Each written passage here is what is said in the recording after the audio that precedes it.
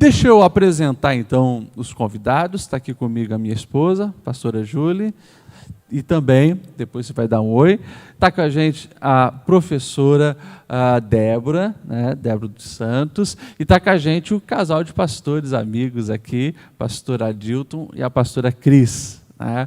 E o assunto, então, é esse. É um assunto de extrema relevância, porque nós sabemos que tanto as famílias, né, que têm um filho autista com esse desafio, muitas outras famílias têm também desafios com os filhos. Eu tenho certeza que seja na fala de um de nós aqui, haverá identificação e você vai ser abençoado. Eu tenho certeza que aquilo que será ministrado aqui vai edificar o seu lar. Nós vamos pedir então o pastor Adilton e a pastora Cris já se apresentar e saudar quem está nos assistindo. Amém. Boa noite, pastor Lediel, pastora Júlia. Uma alegria estar aqui com a Cris, também com a professora Débora, e cumprimentar todos que estão nos acompanhando, os amigos, irmãos que estão em casa acompanhando esse momento tão especial. Para mim é uma alegria, pastor, estar aqui, falar de algo, de um assunto tão importante, tão relevante, de algo que a gente está vivendo já há algum tempo, né, e faz parte da nossa realidade. Da mesma forma, né? Bom estar aqui, pastora Júlia, pastor Lediel, com a professora Débora, né? E, como ele falou, está compartilhando, né, um pouquinho do que a gente vive. Nós temos um menino, o André Gustavo, de 5 anos, que é autista, e a gente fica muito feliz de ter essa oportunidade para a gente poder estar compartilhando, né, falando um pouquinho mais do que a gente tem vivido. Bom, e essas vivências que agregam, né? Essas vivências trazem a identificação necessária, esclarecimentos necessários, até porque os estudos cada vez mais têm se aprimorado, mas ainda, né, chegar nessa proporção é algo novo. Eu tenho certeza que essa noite a conversa vai ser boa. Professora Débora, bem-vinda. Obrigada, paz do Senhor, para todos, uma boa noite. Agradeço essa oportunidade de estar aqui com vocês. E, bom, eu sou professora, né, há 25 anos, já trabalhei com educação infantil, trabalhei no ensino fundamental com 1º ano, 3º e 4º ano. Então, tenho uma caminhada, né, nessa área, tenho formação, né, pedagógica, tenho também pós-graduação, e também trabalho lecionando didática e prática de ensino para o nosso CTM, nosso Centro de Treinamento Missionário. Uma alegria estar aqui hoje, poder contribuir um pouco com minha experiência, né, que eu sei que construiu muito na minha vida, e vai ser um prazer poder ajudar, né, outras famílias. Pastor Lediel, pastora Júlia, quero parabenizá-los por esse assunto, tem ajudado tanto as famílias, né, com esse programa e com esse assunto escolhido essa noite, muito pertinente, muito relevante para as nossas famílias. Verdade. Pastora Júlia, fala. Dá um oi para o pessoal. Oi, família. Boa noite de sábado para você que está aí com a gente. Aproveite novamente, clica ali no link, compartilha com alguém que você sabe que precisa hoje estar conectado aqui nesse programa. Inclusive, eu quero convidar você para compartilhar, não apenas com famílias que você sabe que vive essa realidade, mas com todos os nossos irmãos da igreja, porque eu entendo que, como igreja, nós estamos precisando, sim, se informar mais sobre esse assunto, para que a gente possa estar acolhendo e incluindo com mais excelência essas famílias no nosso convívio de igreja. Muito obrigada aos nossos amigos que estão hoje conosco. É uma alegria receber vocês e hoje compartilhar um pouco da história de vocês, de um ponto de vista de pai e mãe e também de pastores. Tia, é bom estar com você aqui. Ela falou que ela tem 25 anos, né? Eu olhei assim e pensei, será que ela começou a dar aula com 5? Bem novinha. Muito bom hoje contar com a tua experiência e tudo que você vai compartilhar hoje conosco. Então, tá bom. Esses assuntos, muitas pessoas consideram, são tabus, isso deve ser tratado com a família, assuntos como transtornos, doenças, até mesmo assunto que eu quero abordar aqui no programa futuramente, como suicídio. São assuntos que nós precisamos conversar. Nós precisamos quebrar alguns tabus falar sobre, porque isso nos ajuda a entender como igreja, né? E aqui a minha visão pastoral, a nos prepararmos melhor para também alcançarmos essas vidas, alcançar essas pessoas, ajudar as famílias. Então são temas, assuntos, situações que precisam ser falados, e o tema de hoje é um tema todo especial, porque é um tema que, como eu falei, né, as discussões têm vindo mais recentemente assim à tona, acredito que nos últimos 20 anos talvez, né? É algo que, claro, já foi diagnosticado lá na década de 40, pelos meus estudos, Leo Kanner, né, que começou a trazer isso, no início com muita confusão, não se entendia muito o que era, chegou um tempo que até se confundia com esquizofrenia, chegou um tempo onde colocavam culpa nos pais, né? Eu me lembro de um rótulo, né, que se dava, né? Os pais geladeiras, né? Porque são muito frios e tal. Mas o tempo foi evoluindo. O próprio Leo Kanner, que no início falava isso, depois veio ao público, pediu desculpa, porque os estudos foram evoluindo e foi se entendendo melhor, né? Inicialmente, também agora, recentemente, podemos dizer, já houve também algumas alterações, porque antes, quando nós falávamos do transtorno, e o certo não é dizer nem autismo, é transtorno espectro autista, né? Falava que inicialmente era mais o transtorno de Asperger, né? E daí depois falava dos graus do autismo. Hoje nem se fala mais, pelo que eu recebo de atualização ali nos boletins de psicologia, né? Hoje se fala tudo de autismo em 3 níveis, né? Grau 1, grau 2 e grau 3. Não sei se vocês concordam com isso, mas assim, eu sei que atualmente se fala isso, e é assim que vem no DSM, né? Que é o diagnóstico que nós seguimos lá de saúde mental. Mas, enfim, vamos entrar aqui na conversa, no nosso bate-papo. Como que foi para vocês? Quero saber para você, pastor Adilto, Cris, como é que foi esse processo de descobrir, quando que vocês notaram, como que foi essa caminhada inicial com o pequeno André? Pastor, eu vinha conversando com a Cris no caminho, a gente já tem o Felipe de 15 anos.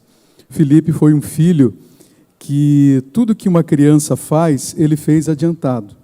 O andar, o falar, já começou a falar correto, tudo adiantado. Então esse era o nosso padrão, né? Depois de 11 anos a gente teve o André. E quando nasceu um bebezinho também, uma criança muito esperta, lá na Nova Esperança, setor 21, os irmãos lembram, a gente estava lá quando ele nasceu, e aquela criança, aquele bebê assim, que olhava nos olhos, que sorridente, muito alegre, assim, muito comunicativo, e a gente não notou nada. Mas quando a gente muda de setor ali, quando ele fez 2 anos, a gente começou a sentir alguma mudança nele. E, claro, a Cris pode falar até com mais detalhe, quando a gente entrou nesse mundo, aí a gente viu que até quando ele era bebê, ele já dava alguns sinais, algumas coisinhas que a gente nunca tinha entrado nesse assunto, mas aí a gente viu que lá quando ele era pequenininho, bebezinho no colo, ele já tinha algumas características de dormir sozinho, de não gostar de ficar no colo, né, algumas questões com a gente, muito apegado em mim, né, no começo, agora mais nela. Eu terminava o culto assim, eu descia do púlpito, tinha 50 pessoas entre eu e ele lá atrás, no colo de uma irmã. Ele olhava para mim, apontava, eu ficava me escondendo atrás dos irmãos para ele não me ver, de tanto que ele gritava que ele queria estar ali, perto de mim. Então era um negócio assim, exagerado, né? Só que depois ele foi chegando perto, os 2 aninhos, foi aparecer alguns sinais bem mais, assim, nítido, né? Daí a Cris pode falar a questão da fala, né? A questão do cabelo, né? Que é a nossa luta até hoje para cortar o cabelo dele. Agora, recentemente, a gente cortou, a última vez foi punk, como diz o outro, né? A Cris está com dor nas costas até agora. Sempre é dificultoso para cortar o cabelo. Muito. Cris, então como é que foi, assim, a primeira observação que chamou tua atenção, que você foi atrás? Ô, Cris, antes de tu falar, deixa eu só perguntar. Antes de vocês assim perceber, vocês conheciam sobre autismo? Já tinham ouvido falar? Tinham alguém? Não, né? Até faz 3 anos que a gente tem essa suspeita e a confirmação. Como o Adilto falou, então, quando ele nasceu, né, eu sempre falo que coração de mãe não se engana, né? Então, ele sempre foi uma criança, como a gente falou, né? Ele não tinha muita ligação comigo. Isso era uma coisa que era muito notável, assim, que a gente que é mãe, né? Então, ele não tinha essa ligação comigo. Ele tinha 1 ano e meio, mais ou menos, que é uma criança que já sabe quem é o pai, a mãe, aquela questão toda. Eu fui no retiro de mulheres, ele ficou na casa da avó com o Adilto. Eu cheguei e não fazia diferença. Se eu chegasse, eu saísse, ele não tinha. Com o Adilto, não, ele era fixado no Adilto. O Adilto né? Aquela coisa de criança, por exemplo, claro, alimentação, banho era comigo. Isso tudo era ele não tinha negação comigo. Mas aquela questãozinha de criança, caiu, bateu a cabeça, para acalmar ele tinha que ser o Adilto. Ele não tinha essa ligação comigo. Aí a gente percebeu por quê. A fala não desenvolveu, ele já estava, né, fazendo 2 anos, e ele se expressava muito com as mãos. Eu tenho foto, filmagem dele sentado assim. Mas ele não falava, a gente não entendia nada que ele falava. Ele andou passado de 1 ano e meio, então na igreja tinha algumas crianças da mesma idade que ele, as crianças tudo andando e ele se arrastando atrás. Então, engatinhando, né, daquele jeito. Então, ele teve algumas coisas que ele demorou. É claro que a gente vem daquela questão, cada criança tem seu tempo, então a gente vai esperando, né? Então, como o Adilto falou, com a nossa mudança, surgiu onde ele regrediu. Na verdade, o André regrediu com 2 anos. Então, teve muitas coisas, bater palminha. Então, são coisas que ele parou de fazer. Então, quando chegou com 2 anos, a gente começou... E ele começou daí com a mãozinha no ouvido, né? Aquela sensibilidade auditiva que até então não tinha. Filho de pastor, na igreja, toda a vida envolvido, né? E então a gente começou a observar essa questão. Daí a gente então levamos na pediatra, a gente comentou. Até então a gente não, né? Mas assim, tu tinha aquele sentimento assim, não está certo, tem alguma coisa que não está certo. Daí a gente pergunta às vezes para uma coisa que a gente depara muito, que a gente debate muito, assim, que é aquela questão: não, cada criança tem seu tempo, deixa ele vai andar na hora que ele quiser andar, ele vai falar na hora que ele vai falar. Sim, cada criança tem seu tempo, mas tem algumas linhas de desenvolvimento que fazem parte de cada idade, que a criança tem que, até aquela idade, tem que estar fazendo aquilo ali, mesmo se faz antes, precoce, mas tem a idade. Então, a gente levou daí no otorrino, pela questão da audição.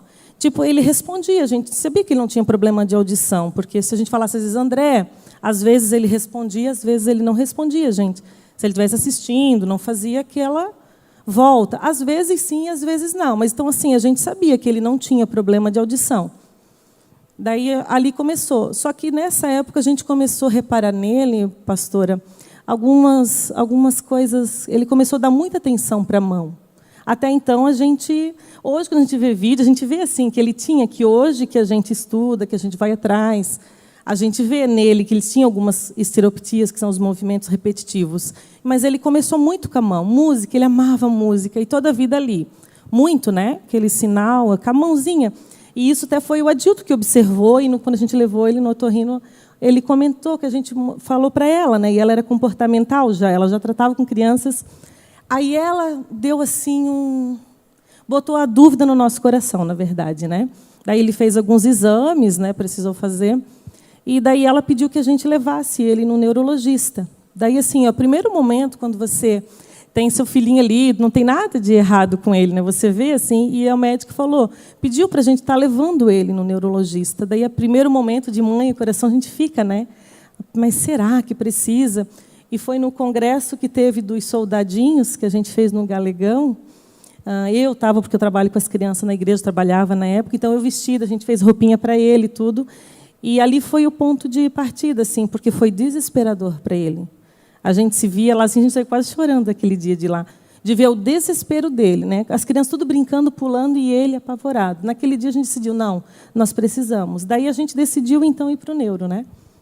Que ele tinha 2 aninhos. Isso, 2 aninhos. O que foi muito importante, né? Justamente o que a medicina vai chamar de a neuroplasticidade. Quanto antes, né, várias formações ainda não foram desenvolvidas no cérebro quanto antes melhor, né, para poder fazer os encaminhamentos, né? Foi na hora certa, então. A gente dizia assim, pastor, né, porque daí vinha muitas, aquela coisa de mulher, a gente quer falar, porque daí houve a suspeita, aquela questão do neurologista, aquela questão toda, e uns dizem, não, deixa que ele vai desenvolver, né, vocês estão procurando coisa. Daí vem aquela história, o Adilto era assim, o Adilto chorava para isso, né, aquela coisa da família, né, mas era assim, é normal, vai passar. Mas a gente chegou num ponto, só que, às vezes, quando a gente analisa uma criança, você vendo ela 10, 5 minutos na igreja, é uma coisa, mas a gente convivia com ele, a gente via a dificuldade dele. Às vezes, assim, a gente comparava assim na frente dele, ele falava as coisas, aquela expressão de quem está querendo te falar alguma coisa, mas você não entendia uma palavra, dava uma aflição na gente. Né? E daí ele entrou na seletividade alimentar, só tomava mamadeira, não aceitava mais comida nenhuma, uma criança que comia de tudo.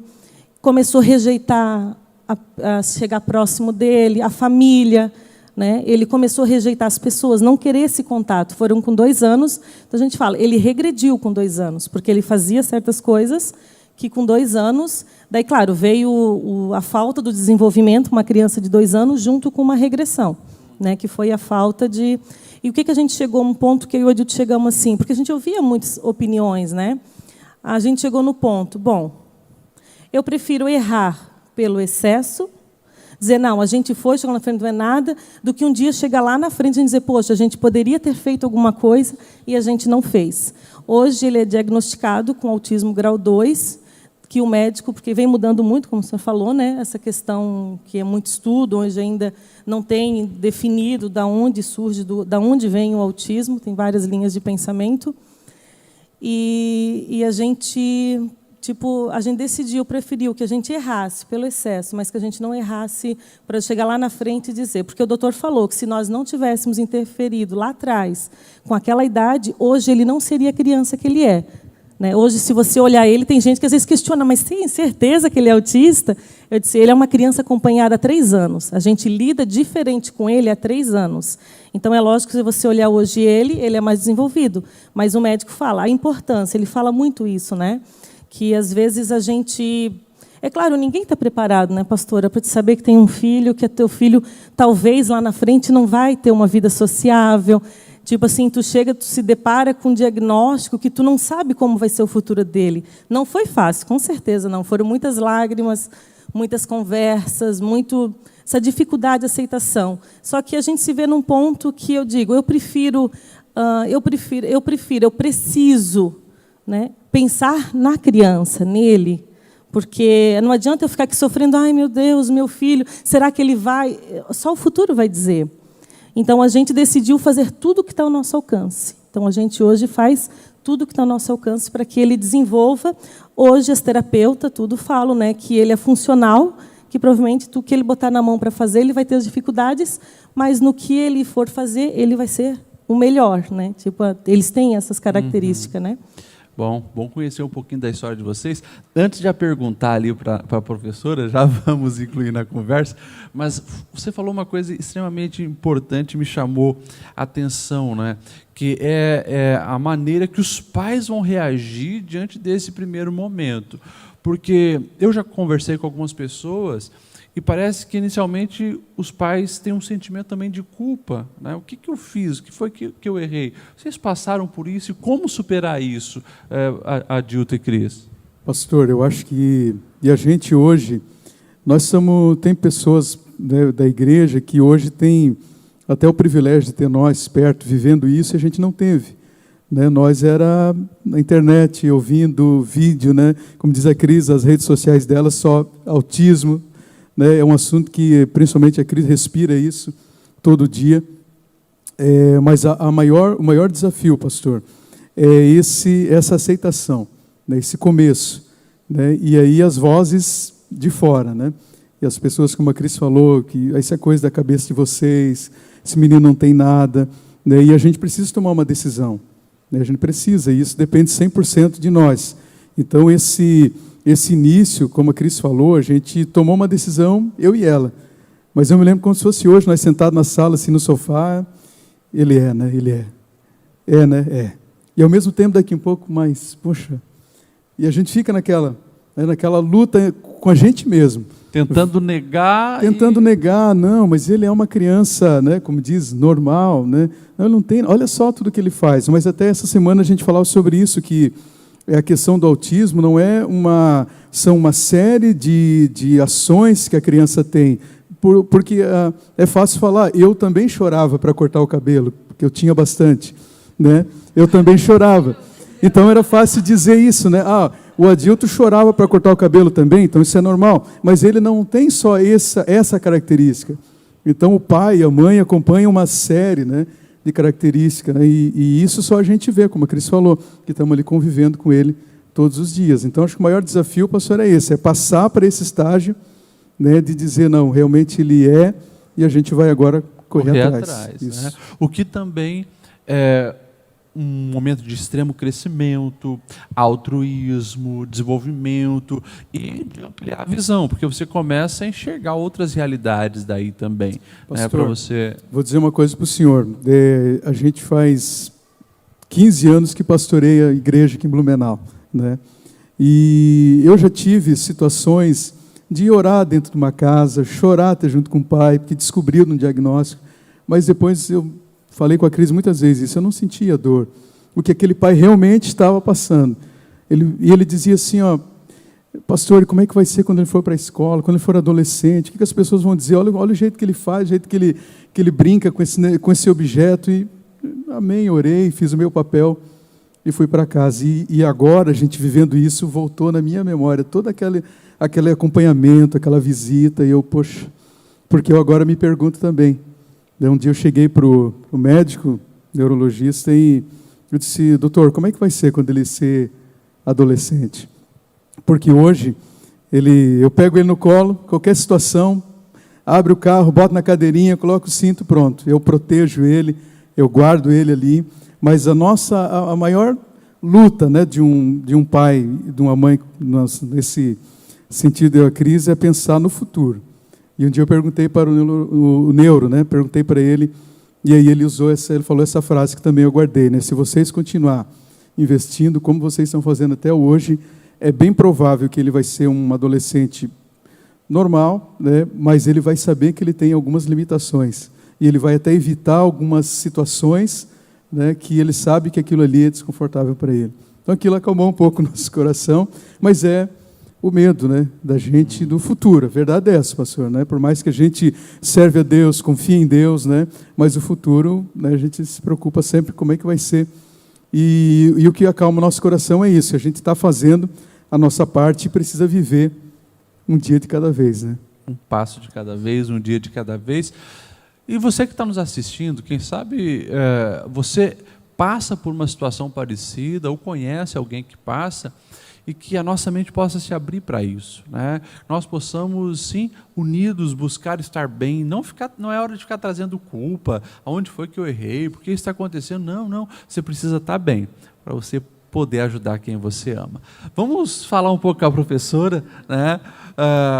Professora Débora, a gente sabe que, como eu falei anteriormente, muitas coisas estão sendo estudadas, descobertas no mundo inteiro a respeito do autismo, mas geralmente duas bandeiras que é bem clara já a respeito de um autista é a questão da dificuldade de relacionamentos sociais e na dificuldade de comunicação. Como que é lidar com isso dentro de uma sala de aula, ter um aluno autista? Então, ouvindo os pais falando, dá uma dor no coração, porque nós vivemos isso com os pais, né? Eu lecionei, né? Eu trabalhei já com educação infantil, e ali nós percebíamos, então, quando vocês falaram que no grupo, né, que no grupo é que se percebe, né, ali na igreja, essa socialização e todas essas dificuldades que aparecem ali, no grupo os pais percebem melhor, né? E aí, ou comparando com o irmão mais velho, né? E tudo isso aí veio assim à mente quando nós chamamos um pai, uma mãe e colocamos esses acontecimentos da escola, observações de professor, e os pais muitas vezes não aceitam, né? Isso dói, porque dói, nós choramos junto com os pais, porque é um sentimento muito difícil. Você idealiza uma criança, um filho, né? E quando você percebe que não está dentro daquele seu ideal, você sofre, né? Então você tem que desconstruir para construir algo, né? E poder ajudar, intervir, né? De forma mais efetiva na formação daquela criança. Eu vou ter que procurar um acompanhamento, vou ter que procurar fono, vou ter que procurar psicopedagoga, tudo isso que a escola, e às vezes a escola, a professora, fica por má, sendo má. Essa professora não gosta do meu filho, essa professora não sabe, né? Não sabe, ela não tem uma boa formação, mas, na verdade, o professor ele está tentando ajudar. Porque após um diagnóstico é que você vai saber como intervir na educação, na aprendizagem daquela criança. Existem certas limitações, mas como eu, em parceria com a família, posso intervir da melhor forma para que essa criança venha se desenvolver de forma integral? As crianças, elas não são iguais, né? Então, o autista também não é. Porém, vem uma frase na minha mente, né, do pai da didática, João Amós Comênios, que fala assim: é possível ensinar tudo a todos. É possível, com certeza, mas cada um dentro da sua especificidade, né? Com suas limitações. Então, por isso que é importante vocês, como família, né, estarem lá na escola, trocando, essa comunicação entre professor e escola e pais. Tem que haver esse elo de confiança. Por quê? Porque o professor, já de início, ele precisa saber o quê? Não há modificações, mas antes de qualquer coisa, qual é o tratamento que está sendo desenvolvido com essa criança? Quais são os profissionais, as terapias que ele está realizando? Quais são as facilidades? O que agrada essa criança? Quais são os estímulos que ele rejeita e estímulos que facilitam a aprendizagem dele? Então, essa parceria é a primeira coisa entre escola e família. Isso vai ajudar a ter um resultado, né, no crescimento dessa criança, na aprendizagem desta criança. Algo também que o professor deve ficar atento, né? Eu não sei como é, né, o filho de vocês, mas todo autista, eu penso que eu tive experiência, ele precisa ter uma rotina bem estabelecida. E na escola, de repente, você está lá, você chega na sala de aula, você coloca a sua agenda do dia, mas, de repente, né, trocou algo. E aí, se você não tem essa agenda bem definida, você tem que transmitir segurança para essa criança, né? Ele vai se sentir inseguro e, de alguma forma, ele vai reagir. Você tem que ter entendimento que essa criança não está te desobedecendo, e se manifestando, né? Se manifestando, ela não vai chegar a dizer: olha, eu estou insegura, eu não estou entendendo o que está acontecendo aqui. Ela vai reagir através de um comportamento, né? Que, às vezes, bem atípico ali do momento, né? Às vezes até mesmo agressivo. Então, o professor ele tem que ter essa sensibilidade, se colocar no lugar da criança, conhecer esse grau de autismo, né, que está ali, e saber como atuar, né? E algo assim que me vem, né, no Brasil, eu acompanhei muito, né, 25 anos de estrada na educação, acompanhei muito essa questão da inclusão, porque ela já vem de muito tempo, só que, efetivamente, nós temos trabalhado nos últimos anos, assim, né? Nas últimas décadas. Então, assim, há muito ainda despreparo em relação a isso, né? Eu não digo despreparo em relação, assim, à escola, mas despreparo na questão de querer o professor possibilitar a aprendizagem, que esse aluno se sinta incluído, a verdadeira inclusão, que faça parte do grupo, que desenvolva atividades para aquela criança, que aquela criança vai se sentir parte de um grupo. Da forma dela, ela vai apresentar os resultados pedagógicos que o professor quer. Por exemplo, né, algo que me vem à memória, estou lá desenvolvendo um jogo matemático e aquela criança está lá, né? Então, eu tenho que analisar toda essa questão, como vocês falaram, sensibilidade auditiva e tudo, né? Comportamento social. Porém, todos dão uma resposta convencional, que o professor espera aquela atividade. Mas essa criança, às vezes, não. De que forma que ela vai me dar esse retorno? Talvez não seja a forma convencional. Ela vai lá no quadro, pega lá seu canetão de quadro e começa a desenhar. Escuta, você está me desobedecendo? Não, calma. Né? Essa criança vai te dar um retorno diferente, ela vai desenhar a resposta dela, de repente, lá no quadro. Você vai avaliar e comemorar com ele. Olha só, essa interação social. Ela conseguiu compreender a atividade, ela conseguiu interagir de alguma forma. Então, cabe ao professor ter essa sensibilidade e procurar incluir. Uma coisa que o professor não deve é mudar. Tem conteúdo, esse conteúdo esse aluno não vai aprender jamais.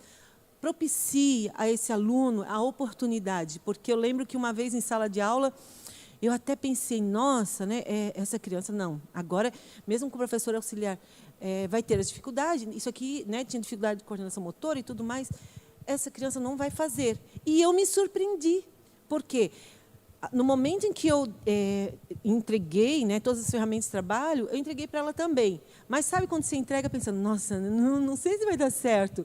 Então, aquela criança me surpreendeu e eu saí ali aplaudindo e comemorando com ela, porque ela não quer fazer diferente. O conteúdo tem que ser o mesmo, só que dentro da especificidade dela, ela vai te dar um retorno. Então, assim, você não deve pensar que a criança não vai conseguir, mas sim propiciar crescimento para aquela criança. Então, olhar muito a individualidade, porque quando você está numa sala de aula, eu tenho uma sala de aula com muitos alunos, né? Já tive sala de aula com 10 alunos, hoje estou com uma sala bem cheia, mas sempre procuro olhar a individualidade dos meus alunos. Por que esse aluno reagiu dessa forma diante desse conteúdo que eu estou trabalhando? Qual foi a dificuldade dele? O que ele não entendeu anteriormente? Então, assim, se eu tentar generalizar, eu não vou alcançar. Ainda mais, né, uma criança que apresenta certas dificuldades, né? Então, essa é a visão que o professor tem que ter. Interessante. Deixa eu aproveitar e fazer uma pergunta aqui, professora Débora. Até onde eu sei, né, existe uma política hoje no Brasil para favorecer, né, casos como esse, auxiliando com um professor que vai estar exclusivamente para essa criança que tem o transtorno de autismo. É assim mesmo? Nas escolas estaduais, municipais, né, as escolas públicas, é assim? Então, em relação, né, à inclusão, existem os direitos adquiridos, e esses direitos já começam lá na matrícula, né? Então, essa inclusão já começa na matrícula, com esse professor de apoio que essa criança vai ter, né, por direito. Então, aí depois cabe ao professor da sala também. Uma coisa muito interessante que eu tenho percebido, e isso também estudos nos apontam, que o professor da sala, ele tem que ter uma empatia com esse aluno. Ele tem que ter um laço afetivo com essa criança. Eu lembro que uma vez, uma criança, então eu consegui, né, conquistar essa criança. Uma das primeiras coisas, o professor, antes de chegar com o conteúdo, que, aliás, não deve ser nossa primeira preocupação, o professor tem que desenvolver essa empatia. Então, chega lá, o aluno chegou na sala, e aí, durante aquele ano, ele foi muito bem, desenvolveu a aprendizagem, porém, se no outro ano ele tiver qualquer bloqueio, qualquer coisa que seja com o próximo professor, isso vai influenciar na aprendizagem. Então, assim, eu penso assim, que nem seja um direito adquirido, mas essa sensibilidade do professor, essa vontade, no momento que você recebe uma inclusão em sala de aula, você vai estudar aquela inclusão. Você recebe um relatório médico, psicopedagógico, você vai estudar, você não vai ficar naquilo ali, você vai para a internet, você vai pesquisar em livros. Como você pode atuar para facilitar, para envolver esse aluno na aprendizagem? Posso fazer uma pergunta? Assim, a gente está falando, né, de o professor incluir o aluno, e eu me pergunto assim, como os outros alunos vão incluir ele e vão aceitar esse diferente dele? Eu lembro que, hoje até, como a gente estava conversando sobre esse assunto, eu lembro que eu vim conhecer sobre o autismo quando a Eichla entrou no jardim. Porque quando ela entrou no jardim, eu percebi que na turma dela, sempre que eu ia deixar ela na sala, ainda no jardim, a gente que é pai ainda tem mais acesso à salinha, né? Eu percebia que a menina tinha alguma coisa diferente, mas eu também não sabia dizer o que era. E a Eichla, em casa, ela comentava algumas coisas que a menina fazia, e isso começou a me chamar a atenção, e eu decidi investigar o que ocorria. Então, eu descobri que a menina tinha autismo. Até então, eu não tinha nenhum conhecimento e eu comecei a estudar sobre isso, porque eu queria saber o que era e como eu podia, como mãe, ajudar a Estela a conviver com ela. Aí eu comecei a ler a respeito do assunto, comecei a conversar com a Estela. Ela era muito pequena, ainda era o jardim. E eu lembro que, assim que dos tempos, né, que eles vieram, eu me lembro até de uma cena assim, da menina vindo ao meu encontro me abraçar, que tinha autismo, que é uma coisa assim, muito, muito rara. E de como a Estela conseguiu compreender essa menina de forma diferente. E aconteceu que no outro ano, na turma do Kenny, o Kenny vinha tendo um contrito na escola com a aceitação da professora em relação ao comportamento do amigo, que não era aceitado se eles fizessem. Só que também nunca ninguém falou para os demais alunos que aquele aluno precisava de uma atenção diferenciada ou de um auxílio diferenciado. Então, na cabeça das outras crianças, né, na cabeça até do meu filho, ele podia fazer o que ele bem entendesse e os demais não. Então, o Kenny começou a ter muita dificuldade. Como já não era mais no jardim, eu não tinha esse acesso à escola tão fácil. Então, a gente já não conhece mais os pais também tão próximos, as turmas já são maiores. Pensei, vou investigar o que está acontecendo, quero saber quem é o menino, de que família ele vem. Descobri, então, que ele tinha autismo. E, para dificultar um pouco mais para o meu lado, o menino tinha muita paixão pelo Kenny. E o Kenny teve uma certa resistência, porque ele não compreendia a aceitação da professora. Então, tipo assim, na verdade, ele começou a sentir uma rejeição por parte da professora e uma aceitação do outro. Será que, às vezes, não é mais fácil? A gente fica preocupado, né, em expor, talvez, a criança ou a família. Mas como lidar com isso? Como lidar com esse sentimento de que os outros alunos saibam que eles também são tão importantes como aquele, mas que, né, aquele em específico vai precisar ser compreendido de maneira diferente? Tu quer ver como muda, né, Júlia, quando há uma professora auxiliar, uma professora de apoio na sala de aula. Aí sim que os alunos ficam, nossa, mas começamos um ano já com outra professora, mas que fica só ao lado daquele aluno. Então, assim, de acordo com a idade, há necessidade de o professor fazer os esclarecimentos devidos em relação às limitações, às dificuldades que aquele aluno enfrenta, né? Porque, assim, ó, principalmente a criança, ela está na escola, às vezes nem tão preocupada em aprender conteúdo. Ela quer se relacionar, ela quer ver o amigo, ela quer brincar no recreio. E esse amigo que não reage, que não interage com ela. Então, quer ver, muito interessante também, aí quando esse aluno, né, ele às vezes marca determinado aluno por gostar ou por não gostar também. Ele não suporta aquele aluno, e aquele aluno parece que faz tudo, qualquer coisa que ele fala é provocativo. Então, sabe? Então, e o professor? Qual é o papel do professor nisso tudo? Então, eu sempre procurei e sempre questionei, né, junto a médicos, e nesse tempo todo eu tive muita palestra, muito estudo sobre isso, e questionei, o que eu faço? Qual é o verdadeiro papel do professor aí, né?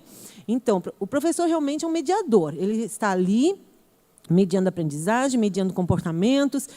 E, por exemplo, eu tinha um aluno, eu tinha um projeto de receitas com o primeiro ano, e esse aluno não comia, ele era intolerante aos alimentos que era lá, não gosto disso, ele não gostava de nada, na verdade. Sempre que tinha receita, os amigos da turma sabiam que ele não ia comer, ele não iria participar. Então, aí eu falei para a turma, olha, né? Então eu falei, né, das dificuldades dele, tudo, coloquei, né, tudo a questão desse aluno. A turma entendeu. Beleza, entenderam. Por quê? Profe, por que a gente tem que provar e esse amigo não prova? Claro que eu não obrigava ninguém a provar, mas, né, fazia parte do projeto. Aí eu expliquei para os alunos. E então, um dia, esse aluno, ao desenvolver a receita comigo, com toda a turma, ele participou, ele fez, né? Então, eu chamei ele a participar, ele fez a receita, ele comeu. ele participou. E aí eu celebrei com ele isso. Gente, olha que progresso. Então, esse progresso, essa interação ali com os alimentos, com os amigos, isso foi muito empolgante. Na hora em que estavam comendo, eu vi que não era um simples comer. Eles estavam se alimentando e estavam tendo um momento de comunhão entre eles, de aprendizagem. E aí, a partir disso, o que acontece? Já houve um incentivo para que esse aluno participasse de outros momentos com a turma. Olha, eles gostaram tanto que eles começaram, vem jogar ping-pong, vamos fazer tal coisa, porque eles sentiram que aquele aluno era capaz, né? Então, o professor tem que ficar muito atento, porque ele é realmente um mediador nesses momentos. E acontece também que, se não for bem esclarecido, e mesmo depois que é esclarecido, tá? Os alunos têm ciúmes. Eles ficam assim, bem enciumados. Parece que a prof gosta mais dele, mesmo ele incomodando, eles falam para a gente assim, não é incômodo, tal. Então, mas a prof gosta mais dele, porque a prof dá mais atenção, porque ele requer realmente mais atenção, né? Então, por que ele tem outra professora? Então, tudo isso bate um certo ciúme ali no aluno, né? Que tem que ser esclarecido para ele. Aí, sem contar que o aluno chega em casa e comenta. Só que você foi uma mãe bem esclarecida, uma mãe que buscou conhecer, né, a situação. Os pais, às vezes, não compreendem, eles vêm na escola, o que está acontecendo? Por que a professora dá mais atenção? Meu filho está reclamando, meu filho está tendo dificuldade. Então, essa relação entre as famílias, já no início do ano, eu converso com a família, primeiro posso expor o caso para os pais, na primeira reunião já. Então, com a autorização daquela família, às vezes a própria família vem e explica como é o seu filho, o que ele gosta, o que ele não gosta, quais são as limitações, como ele se desenvolve, né, quais são os profissionais que estão acompanhando, para a família de todos. Aí, já no início do ano, na primeira reunião, quando eu tenho inclusão, eu já procuro trabalhar isso. Claro que respeitando a vontade dos pais, né? Então, trabalho isso, os pais autorizam, e é um trabalho família e escola, sempre. Não vou dizer que vai ser um mar de rosas, porque não é. Assim, cada caso, gente, é uma individualidade do aluno. Cada caso vem com suas próprias, né, características, né? Então, mas é um desafio que nós temos que vencer. Falando agora, na turma da minha menina, né, que nós tínhamos a situação daquela menina que era autista, que é autista, né? A mãe dela, com o tempo, ela compartilhou isso com as outras mães. E era muito lindo, porque eu lembro que sempre que a menina conquistava algo, nós chorávamos com a mãe, porque era uma vitória para todo mundo, qualquer coisa nova que a menina fizesse. Se ela se alimentasse, ou se na hora de cantar parabéns para um amiguinho, ela conseguisse ficar ali junto, ou manifestasse em palma, ou já não colocasse mais a mão no ouvido. Então, eu lembro assim, que foi muito lindo viver isso ali. Foi algo assim que me marcou muito como mãe, poder participar e aprender, porque até então eu não tinha conhecimento, né? E eu lembro que quando o Kenny viveu, eu já achei assim, tipo, um pouco mais assustador, porque eu lembro assim de nós termos um caso de uma mãe pedindo para que o filho fosse retirado daquela turma, porque o filho não aceitava. Então, assim, coisas realmente assim bem constrangedoras, né, que a gente acha assim muito difícil. E daí eu me perguntava, será que não seria mais fácil se desde o começo, né, os outros pais fossem informados para que todos nós pudéssemos cooperar? Porque daí a gente conversa, porque depois que eu conversei com o Kenny, a atitude dele foi outra, o comportamento dele foi outra, a compreensão dele foi outra, né? Uma coisa que até hoje a gente quer trazer muito para você que está em casa também. Por que a gente está falando desse assunto? Porque como família a gente precisa entender isso, e como igreja também. Porque essas famílias, essas crianças, esses adolescentes, eles estão dentro do nosso templo. E muitas vezes aquela criança não consegue ficar no cultinho, ou ela tem um comportamento que a professora que está lá no cultinho, ela não consegue compreender. Então, nós precisamos também se preparar, ensinar os nossos filhos, conversar sobre isso na nossa casa, para que nós possamos incluir essa família e essas pessoas dentro dos nossos templos. E acho que esse é o papel do verdadeiro cristão, né? Nós precisamos entender, procurar entender a nossa sociedade, porque esse não é um desafio só da pessoa que tem, né, o problema, ou de uma família que tem ali alguém com um transtorno. Todos nós precisamos estar preparados. A Júlia citou de igreja, nós já vamos falar de igreja, mas eu queria manter ainda dentro da escola o desafio, Adilto e Cris, né? O Andrezinho, claro, está com 5 anos agora, né? Na escola, como que funciona? Ele já está indo na escolinha? Assim, né, ele vai na creche, né? Quando a gente veio o diagnóstico, a gente, até pela questão da gente trabalhar na igreja, não trabalha fora, na verdade, o meu desejo era não colocar, né? O Felipe, ele cresceu, né? Na creche, foi para a escola, a gente trabalhava, mas por essa flexibilidade, né? Mas foi uma das coisas que o neuro, né, colocou para a gente. É importante, né? Porque ele vai aprender a fazer amizade, se socializar, né? Então, a creche um tempo foi tranquilo, um tempo era difícil. As professoras, então ele ficava muito pouco na creche também. A gente levava ele, mas ele ficava muito pouco. E foi no processo também da descoberta tudo, né? Que a gente estava naquela questão. Então é até interessante a gente, né, ver essa opinião de professora, porque às vezes eu ia buscar ele, estava no parquinho, as crianças estão lá brincando, tudo, ele está no meio das crianças, mas estava olhando para cima, para a mão, para a gente que é mãe, não é fácil você chegar assim num lugar onde as crianças tudo brincando, você olha, seu filho está lá olhando para cima, para as árvores. Tipo, ele está ali, está no meio das crianças, mas ele não faz parte daquela brincadeira. Então, isso é um desafio na escola, né? E quando a gente mudou agora, que a gente está ali na Nova Jerusalém, a creche onde ele vai hoje, o Jardim 3, que ele frequenta, é dentro da escola, né? Então, ele é uma sala diferente, é uma professora, é estilo a escola, só que pertence ao CI, né, a creche, mas está dentro da escola. Então, eles têm que cumprir as regras da escola. Então, é claro que a gente chegou, né, na secretaria, a gente colocou todo o caso, foi com o laudo, com todas as orientações, tudo. A gente entrou com o pedido da professora auxiliar, tudo. E até no começo ele ficou bem, para surpresa da mãe, né, que sofre mais do que, né, ele ficou na sala, mas depois de um tempo mas a mesma questão, ele está lá, a professora que é dele lá, assim, maravilhosa, né, isso é muito importante, né? Ele tem a professora de apoio, não? Não, porque nem deu tempo da gente, porque daí veio depois a pandemia, né? Okay. Mas a creche chegou a entrar, né, com o pedido, porque há uma necessidade.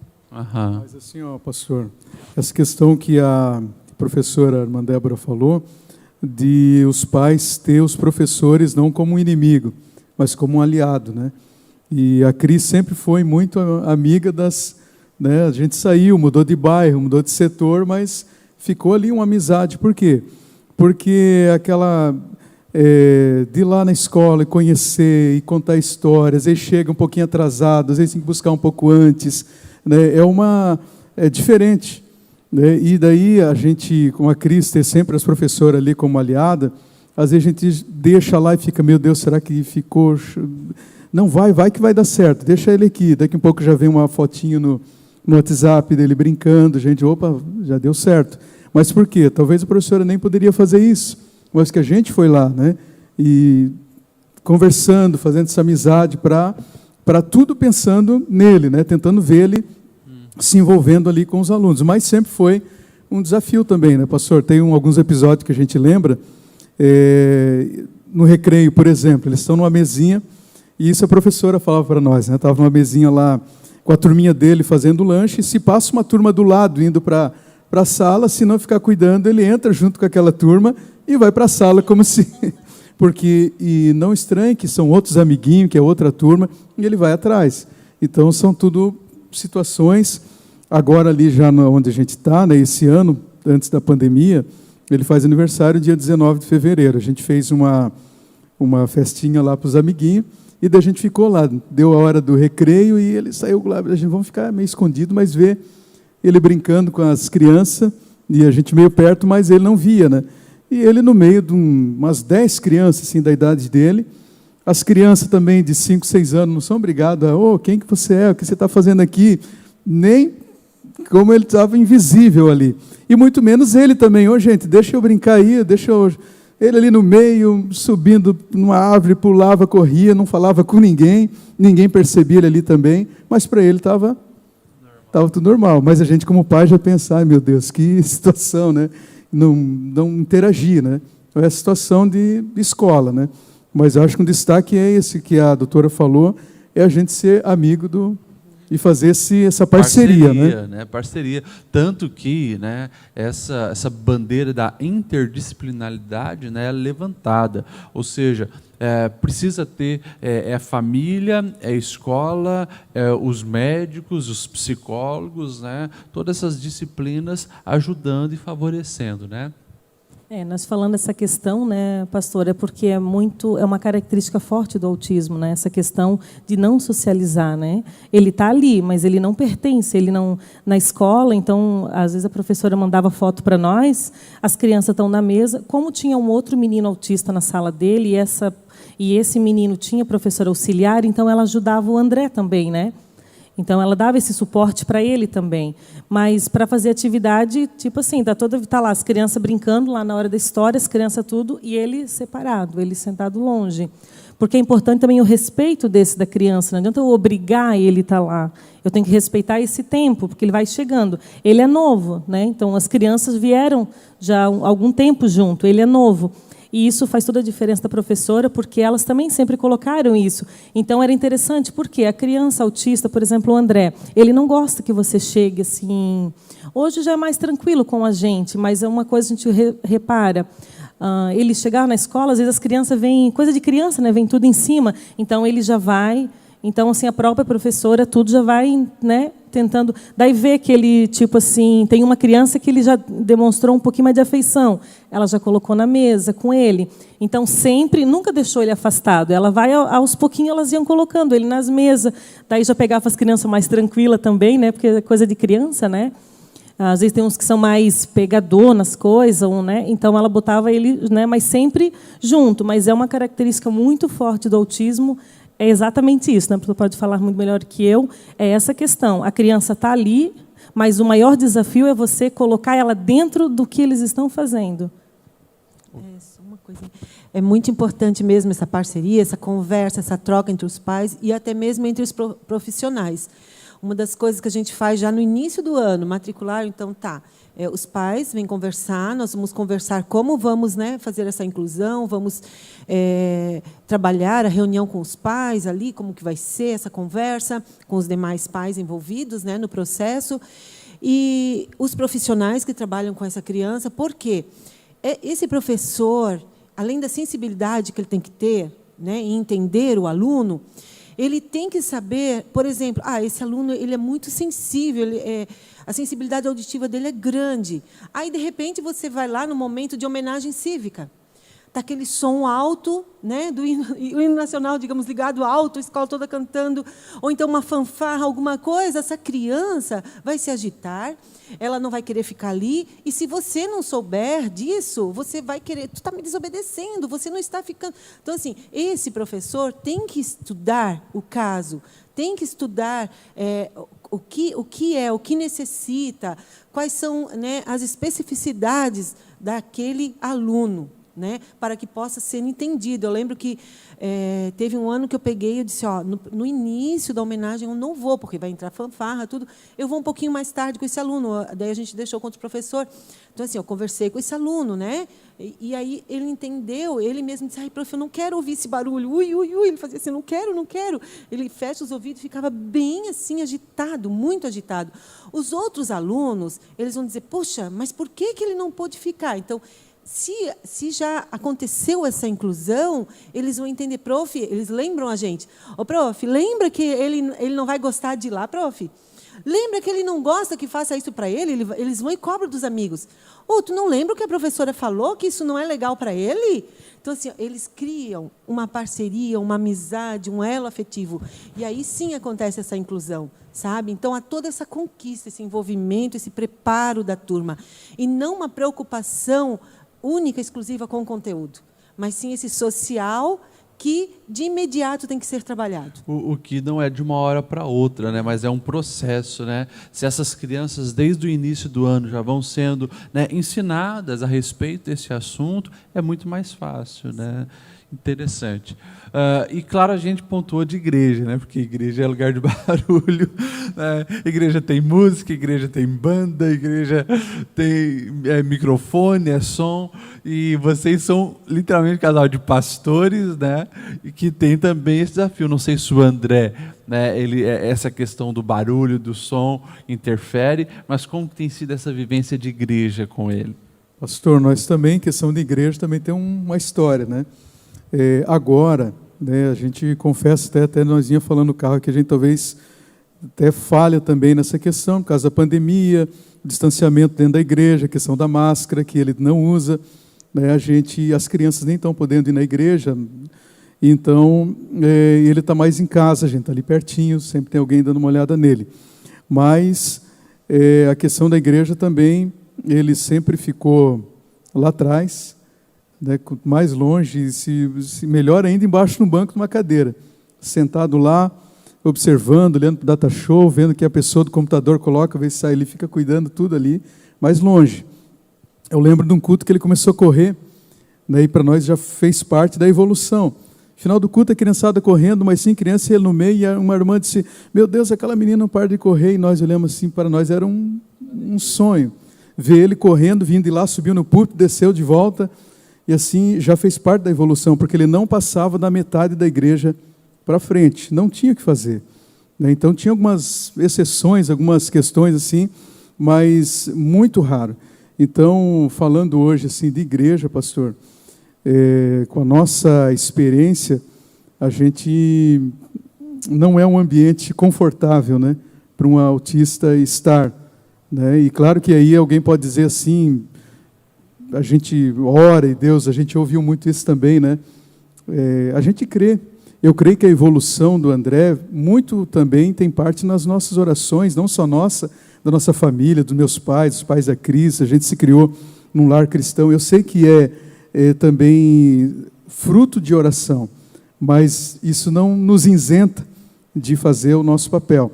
Então, ele está na igreja e essa é uma realidade, né? Dentro da igreja, hoje, as crianças... salinha nem pensar, um dia, não sei o que deu, vamos chamar as crianças para ir para a salinha, ele veio para frente.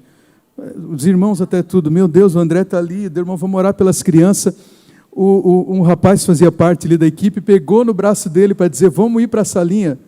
Acabou com o menino. Travou na hora, começou a chorar, e a gente achou que ele ia para a salinha. Não teve jeito. Então, só ele porque... não vai daí. Não vai, não tem história de...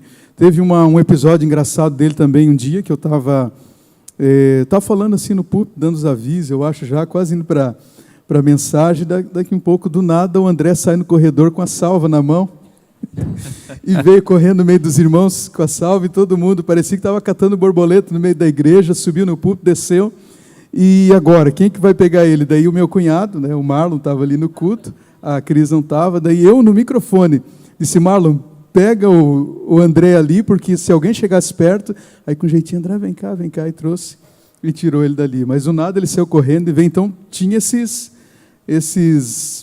de vez em quando. E a importância também da igreja, né, estar preparada, né, para uma reação como essa, inesperada, né? Nesse caso a igreja sabia. A igreja sabia. E eu aproveitei aquele dia, e quando ele saiu, foi para trás lá, a Cris apareceu, botou a mão na cabeça assim lá atrás, e ele foi com ela, daí eu aproveitei aquele momento e entrei um pouquinho nesse assunto, né, que eu acho que é interessante, é algo que a gente não fala, né? Não fala e a gente precisa falar mais. Não sei se a Cris quer falar sobre igreja também. Não, nessa parte, né, pastor, como o Andilton falou, a gente sempre deixou isso aberto para a igreja, né? A gente sempre falou. E graças a Deus, tanto no Betesda quanto hoje na Nova Jerusalém, que foi no Betesda que a igreja acompanhou com a gente, na verdade, né? Então, a gente sempre falou, então os irmãos já sabiam que...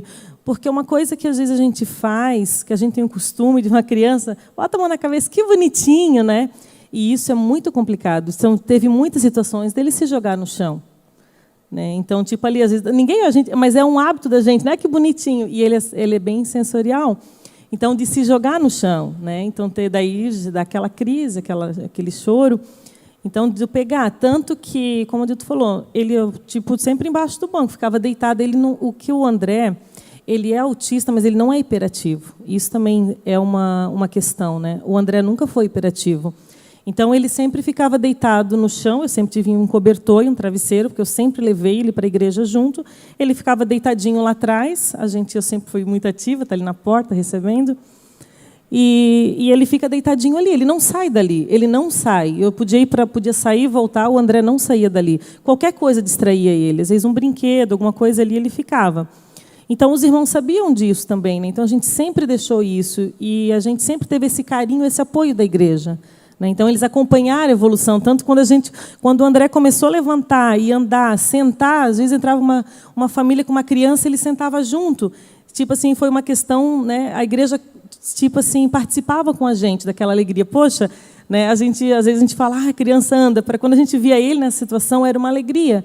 Porque, como qualquer criança é normal, todo mundo passa isso na igreja, a criança quer andar, quer vir para frente. O André não tinha isso. O André ficava lá deitadinho. Né?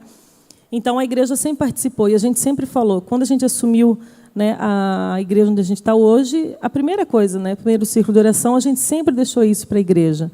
Né? Porque precisa disso, porque senão você às vezes gera também uma situação complicada para a pessoa também, né? A gente fala, essa criança não, ela precisa do tempo dela, ela vai se achegar a você.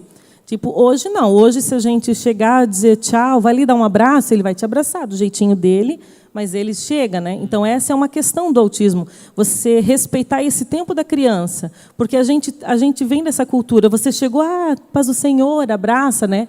E eles não têm isso. Ele até daqui a pouco, quem sabe, ele nem vai olhar para você, vai pedir um sofá. Ele vai sentar lá, mas daqui a pouco ele vai se chegar. Então, por isso é a importância de todos que estão ao convívio da criança saber dessas, né? Porque, como ela falou, cada criança tem as suas características. O autismo não é um padrão, tem várias, né? Então, é muito importante. Então, na igreja também. Ele sempre ficou ali atrás, e tanto que todo mundo sempre cuidou dele junto com a gente. Às vezes, quando ele começou a ir no banheiro, às vezes ele saía, já ia alguém atrás dele. Né? Então, a igreja sempre foi muito parceira nisso. Respeitar, né? E daí é um aprendizado para mim, é um aprendizado para todos nós que estamos igreja, somos igreja, né?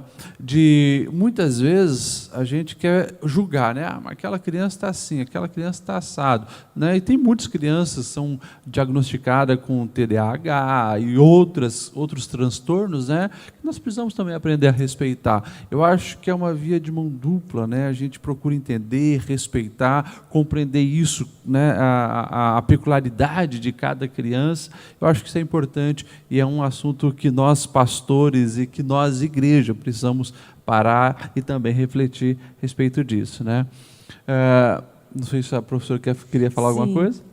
Eu gostaria de colocar algo, porque eu que vivo num ambiente escolar, eu vejo muito essa parceria, a gente procura essa parceria, né? Mas, às vezes, eu percebo a criança na igreja, às vezes é taxada, rotulada como desobediente, como aquela criança que não para, porque, às vezes, né, pode ser uma criança com uma hiperatividade, algo assim.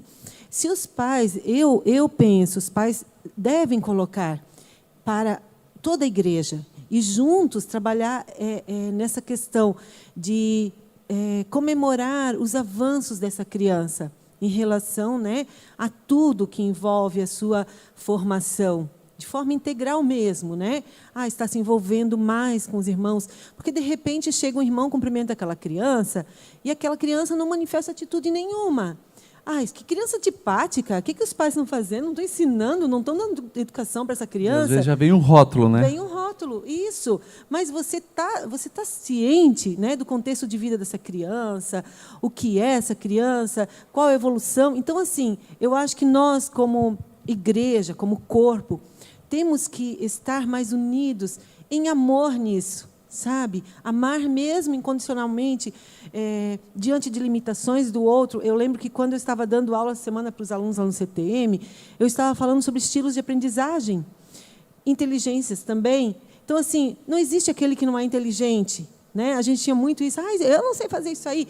Não, qual é a sua inteligência? O que você vai agregar aqui? O que essa criança vai trazer para esse grupo? Né? Então, assim, trabalhar, ajudar os pais nessa formação cristã também dessa criança, né?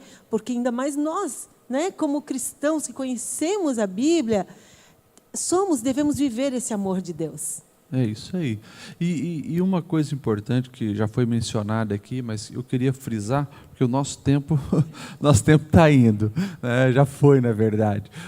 Mas é isso, a capacidade da criança autista, ela tem uma cognição, digamos, diferenciada, mas ela se desenvolve, ela evolui, e ela é capaz também de fazer todas as coisas, né? No tempo dela, do jeito dela. O que a gente tem recebido muitas informações, né, de pessoas que sofriam ou têm o transtorno do autismo, mas se tornaram referenciais em algumas áreas, né? Ao mesmo tempo que, como vocês mencionaram, né, o André tem dificuldade de cortar o cabelo, mas eu me lembro uma vez que você falou que surpreendia a capacidade, às vezes, musical e na computação, né, dele, de pequeno, e mexia, jogava no computador, né?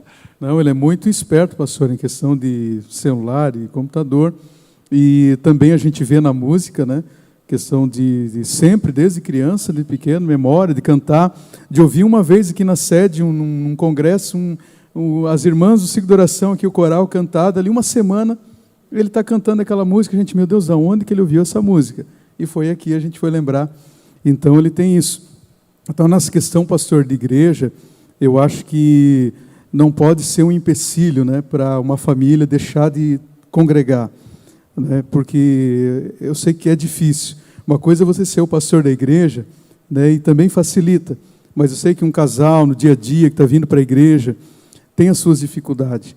Então, nós, da AD Blue, né, que temos um ministério infantil também tão referência, né, para o Brasil, eu acho que no meio dessas mulheradas, desses homens aí, também tem gente. Eu acho que a gente precisa pensar também nisso, né? Porque vai aumentar, vai ter mais número dentro da igreja. Eu e a Cris vinha no carro, né? O que nós vamos falar, o que o pastor vai perguntar. E veio um projeto ali, a Cris, por que não? A gente tem pessoas na igreja que trabalham no posto de saúde. Quantas crianças autistas tem no bairro? Por que não fazer a Cris fazer um café para mães de autista lá na igreja, lá no nosso bairro? Não só de autista, de outras...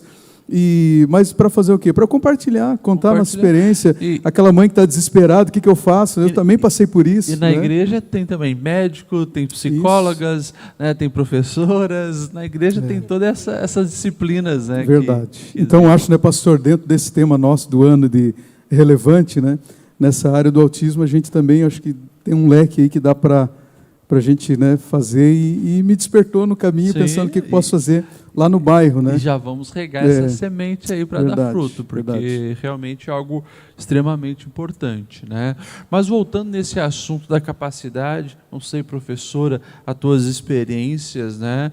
Mas não difere de nada nessa questão da onde pode chegar. Quem sabe o ritmo, a maneira, o foco seja diferente, né?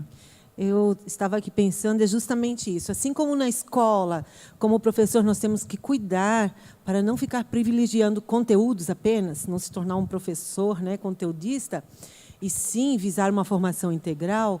Na igreja, nós como professores na igreja também, né, temos que privilegiar também esse crescimento dessa criança e aproveitar as suas habilidades, né? Quer seja na música, e qualquer habilidade, competência que essa criança tenha, que desenvolva, ele pode vir a ajudar o grupo, a agregar, né? E não causar ali um transtorno, porque se o professor não tiver essa visão, que às vezes é muito cômodo eu me preparar para uma aula, preparo lá meus visuais e tudo, eu me preocupo muito, eu acho que o professor às vezes se preocupa muito em trabalhar recursos visuais e tudo mais, e esquece de trabalhar essa parte, né, da individualidade, o meu aluno, como ele vai receber isso? Como é que o aluno aprende? Como se processa esse conhecimento para esse aluno? Então, nós, às vezes, nós temos que cuidar com isso, não nos preocuparmos apenas nos conteúdos, mas sim o que esse conteúdo vai fazer no coraçãozinho daquela criança, né? Como esse aluno vai receber? Como eu posso fazer essa criança ter aptidão para a música, a habilidade dela, o que chama a atenção, a aprendizagem dela, o estímulo dela é musical, então eu vou trabalhar esse conteúdo através da música. Eu não posso levar para a minha sala de aula apenas visuais e não trabalhar o recurso musical, às vezes trabalhos manuais. Então, você tem que ver como alcançar essa criança. Trabalhar, trazer essa criança para Jesus e trazer essa criança para perto de você. Né? Senão vai ter dificuldade. Assim como eu não consigo, né, ensinar, transmitir algo para uma criança num conteúdo secular, não vou conseguir na igreja também. Né? Então, eu acho que nós temos que... eu acho um pecado, tem até uma frase que eu trabalhei essa semana com meus alunos, é um pecado ensinar igual para todos. Então, assim, uma prova ela é igual para todos, eu estou nivelando. Aí tinha lá uma figura de vários animais, elefante, peixe, tudo. A prova era subir numa árvore. Então, às vezes, nós fazemos isso, quero ensinar igual para todos, é muito mais cômodo para mim do que me preocupar como alcançar o coração de cada um. Né? Então, uma das formas que Deus vai alcançar o coração daquela criança é me usando como instrumento. E eu, como instrumento, estou sendo, né? Estou me deixando usar realmente? Né? Estou me preocupando com aquela criança que não para, que às vezes a mãe tem que vir para a salinha junto e o professor não gosta disso. Nossa, mas essa mãe está na sala, né? Eles vêm questionar, a mãe está na sala. Mas e daí essa criança precisa do apoio? Daqui um pouquinho ela vem sozinha. Precisa primeiro criar esse vínculo com o professor, né, se sentir segura, participar dessa rotina. Ou seja, é um passo por vez, né, gente? Nós precisamos ir para a reta final, né, e eu estava me lembrando, nessa questão da capacidade, estava me lembrando essa semana, a pessoa mais nova que entrou, por exemplo, na Universidade de Oxford, foi um menino autista. Ele entrou com 6 anos para estudar história, porque o conhecimento dele de história egípcia, né, era muito grande. Hoje o menino, acho que está com 12 ou 13 anos, ele já desenvolve projetos, é um palestrante mundial, né, a respeito desses assuntos. Né? Só comentando um pouquinho, eu tive um aluno que ele, inglês, ele dominava tão bem, tá? Um aluno pequeno, novo, mais do que a professora. Na aula de inglês não era interessante para ele. Mas o quê? Ele não teve aula, ele não teve nada particular. Foi através de jogos, de computador que ele desenvolveu. Ele falava com a professora fluentemente. Ela mesma dizia, meu Deus, é incrível o conhecimento desse aluno. Sozinho. Então, autista, mas, porém, que ele tinha essa habilidade para idiomas, sabe? Para aprender idiomas. Nós temos até o caso, até eles estão acompanhando o programa com a gente, os pais. Nós temos um caso de uma das nossas ovelhinhas aqui da sede, acho que está com 4 aninhos agora, que tem dificuldade de estar no templo, muito barulho, muita gente, mas já lê e fala também 4 idiomas. Olha só. Então, assim, né, são coisas realmente surpreendentes, né? Se a gente pega a história, né, hoje, né, eles já viram que Albert Einstein, era autista, Mozart era autista. Sim. E hoje temos muitos casos, né? Um dos grandes nomes de Hollywood, aquele Anthony Hopkins, né, era autista. O jogador Messi, né? O jogador Messi é autista. Então, assim, vários casos de pessoas que se destacaram em todas as áreas, né, eram autistas. Então, a gente percebe que isso não compromete a capacidade de ninguém. Eu não sei se vocês gostariam de colocar mais algum assunto específico, ou fazer mais uma pergunta, senão a gente vai se despedir, nós vamos, porque já deu o nosso horário aqui. Pastora Júlia, quer falar mais alguma coisa? Não, eu termino muito agradecida por estar com vocês hoje e por essa oportunidade que verdadeiramente eu esperava por muito tempo, de poder conversar com esse tema. Até no ano passado eu já estive desejo, né, de sentar com algumas mães que viviam isso, e infelizmente tanta correria acabei não conseguindo, mas estou assim extremamente agradecida. Uma das coisas assim que eu percebo muito é, como a pastora Cris falou, né? Quando os pais sabem, o primeiro sentimento é de culpa. E depois eu percebo quantos pais se sentem privilegiados por terem aquela criança, por viver aquela experiência. Então, conviver com essas mães tem sido algo que tem me tocado muito e tem me ensinado muito. E tem também colocado muito no meu coração, que às vezes a gente olha e sinaliza, né, como sendo erroneamente um defeito, algo que a pessoa não desenvolveu ou que tem, e, na verdade, talvez esse seja o diferencial que Deus colocou naquela pessoa para algo muito específico. Então, eu compreendo que, vivendo com esses pais hoje, né, que se nós, como igreja, tivermos esse entendimento, nós somos também aqueles que vamos estar capacitados para auxiliar essa família a promover não só um discípulo muito capaz do reino, mas um edificador do reino na terra. Então, eu quero agradecer por você estar aqui conosco. Obrigado aos pais, aos irmãos que hoje estiveram aqui conosco. Talvez hoje o seu amigo não pôde assistir. Eu quero recomendar a você, por favor, copie esse link hoje. Envie para várias pessoas. Vamos informar os nossos irmãos, vamos compartilhar com os nossos irmãos, vamos mudar a realidade dentro do nosso templo, para que a gente possa ver mais famílias se sentindo recebidas, mais crianças. Que momento glorioso para nós, como igreja, podemos também acompanhar a evolução dessas crianças. Professora Débora, obrigado pela sua presença. Deixa as suas palavras. Ai, gente, que conversa boa. Então, assim, é muito gostoso, amo de falar de sala de aula, educação, então, porque faz parte da minha vida, né? Com certeza, um bom tempo da minha vida, ainda estou nisso, nessa nova forma agora de aula, né? Esse novo normal desse ano, né? Que nos surpreendeu, nunca havia passado por essa experiência. Mas como é bom compartilhar, me espero ter ajudado também a você que está nos ouvindo, nos assistindo, né? Que foi um crescimento ouvir os pais, né? O pastor, a pastora Júlia falando, que coisa boa, né? Essa troca de informações, e isso estará, com certeza, nos ajudando, né? Em tudo. E para mim foi um prazer, quero me colocar sempre à disposição, né? Estamos aí para ajudar, para agregar e contribuir para o reino, né? E só uma palavra que eu gostaria de deixar, né? Seja o que fizermos, onde for o nosso trabalho, vamos realizar com amor, porque Jesus nos deixou esse exemplo, e um dos princípios, né, bíblicos também é a individualidade. Jesus, quando esteve aqui na Terra, o seu ministério foi muito grande na área de ensino, né? E ele tratou todos com individualidade ao ensinar, né? Se preocupando com o contexto de vida da pessoa, contexto histórico, contexto ali imediato da pessoa. Então, se Jesus se preocupou com isso, quanto mais nós temos que seguir seu exemplo. Viver esse amor, realizar tudo da melhor forma, nos dedicarmos, né? Nessa profissão que temos, né? O que você realizar, onde você encontrar pessoas. Essa palavra que a Júlia falou veio muito forte, né? Um privilégio de termos pessoas diferentes. Somos todos diferentes. É a nossa individualidade. Deus nos criou assim, essa diversidade, né? Então vamos respeitar, amar e amar. Obrigado, queridos. Ok, muito bom.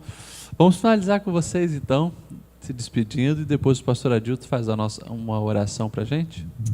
Bem, pastor, agradecer, né, pelo convite, pelo privilégio de estar aqui com o senhor, com a pastora Júlia, com a professora Débora, com a Cris, e parabenizar, né, pastor, por tratar esse assunto tão importante, e me colocar à disposição também, né, dos irmãos, amigos que estiverem assistindo nesse momento, que a gente está ali na igreja para servir, né? Então, se alguém precisar de nós, da nossa experiência, do que a gente já passou, e puder ajudar, eu e a Cris se colocamos aí à disposição também, e dizer que é uma luta, né, pastor? É o dia a dia.